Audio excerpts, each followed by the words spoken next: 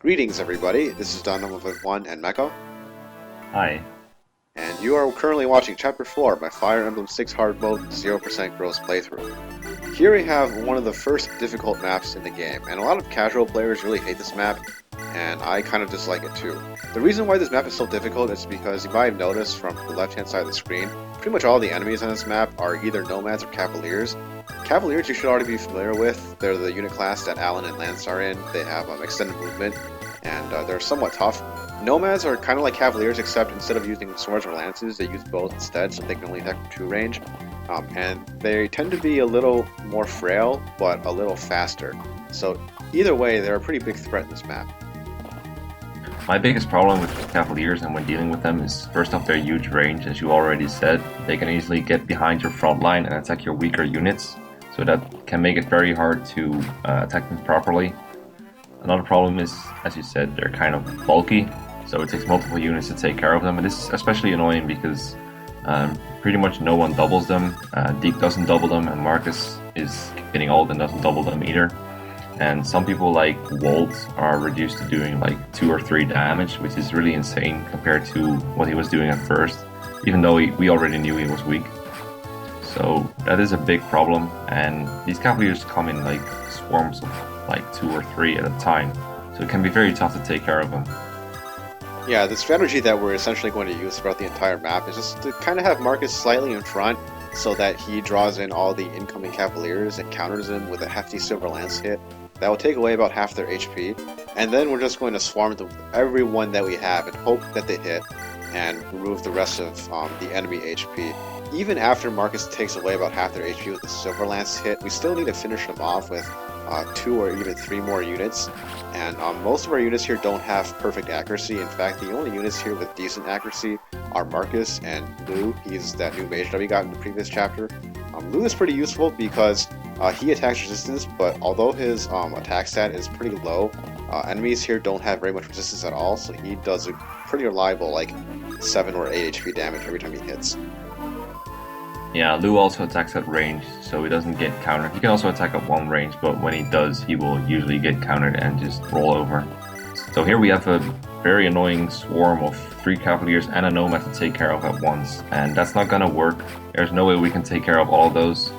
So we're gonna try to kill most of them, and then the Nomad we are going to surround with a couple of units to make sure that he cannot attack anyone. Since he's locked to 2 range, he cannot attack the units surrounding him, and he cannot walk elsewhere to get into position to attack someone.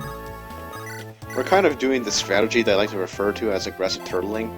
You can almost tell that we're kind of running short on places to put units in, because there's just so many units that need to chip in for single-digit damage to help finish enemies off. I should point out that Roy is surprisingly good in this map because his personal weapon, the Rapier, has effective damage against enemy Cavaliers and Knights, not against Nomads for whatever programming oversight reason. So he ends up doing about slightly less damage than Marcus, which is much better than what pretty much anyone else can say.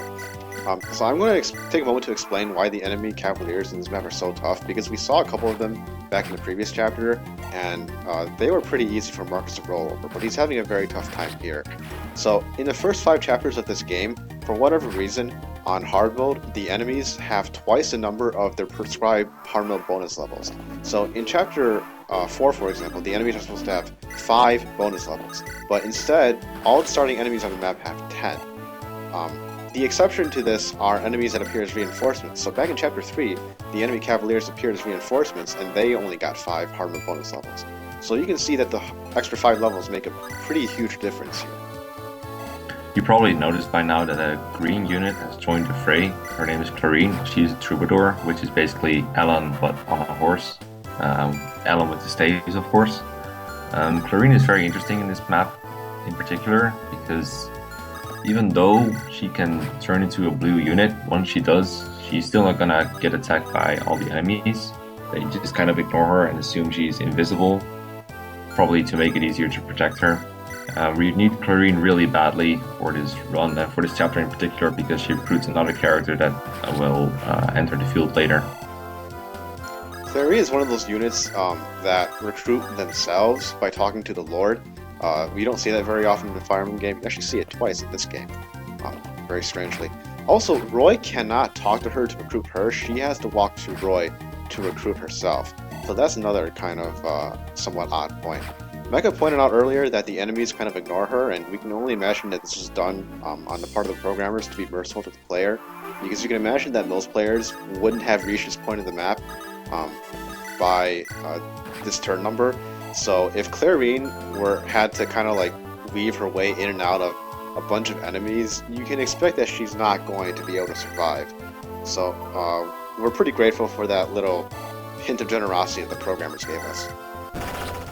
You can tell at this point that our advance has slowed down. We're kind of turtling, but it's no longer aggressive turtling, it's mostly just turtling. This is because the unit that Clarine has to recruit in a little bit, Rutger, starts as an enemy, and he will join at the start of an enemy phase and start attacking you, which is really bad because Rutger is insanely powerful, and he comes with the Killing Edge, which gives him extra critical, 30 extra in fact, and he will double almost anyone, even on your team, so it's very dangerous to let him attack you. So we're just kind of waiting, and in the meantime we're chilling and collecting some villages and having our thief visit the armory. This is a good place for us to pick up some extra hand axes, because this is where I think they're first available for purchase in the game. Hand axes are not very useful in this game because they're so inaccurate, but we still need several for the upcoming chapters. So of the 3 villages in this map, the one up top that we already visited has a steel blade. It's kind of like a better version of Theek's iron blade, only a bit less accurate and a bit heavier. The village near the starting position gave us a door key, which is a common buyable item in shops, but it's rare this early on in the game. And the item that Chad just got is an Angelic Robe. It's a stat boosting item that boosts a unit's max HP by 7 points after it is used. So I'm going to spend most of the rest of the video talking about Rutger, even though he hasn't appeared on the map yet, because it's hard to understate just how important he is in the context of not only this 0% Girls playthrough, but also any hard mode playthrough in general. The reason for this is because Rutger has a couple of rather unique properties. One of them is that he's really fast. He has decent base stats, but he also gets what are called hard mode bonuses on top of all of that. So if you recall, back in the introductory video, Mekkah and I briefly explained hard mode bonuses. And to summarize here, there are small stat boosts that are based on the enemy class growths, and most player units who start out as enemies in this game get these bonuses.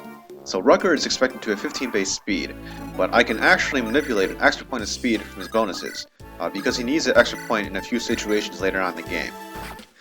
The other selling point of Rutger is that after promotion, he gets a 30% critical bonus as a property of his class. And in this game, critical hits triple inflicted damage. So with a combination of high speed to frequently double attack and a high critical rate to triple damage output, Rutger is going to be a very important unit in this playthrough. Rutger just proved his worth right away by killing the boss after Marcus weakened him. Like the rest of the enemies, the boss is a cavalier and he's really tough to deal with, so we're glad to have Rutger with the easy Killing Edge kill. Right, and Roy's going to seize here. That is Chapter 4 completed in 7 turns. We will see you next time. See ya.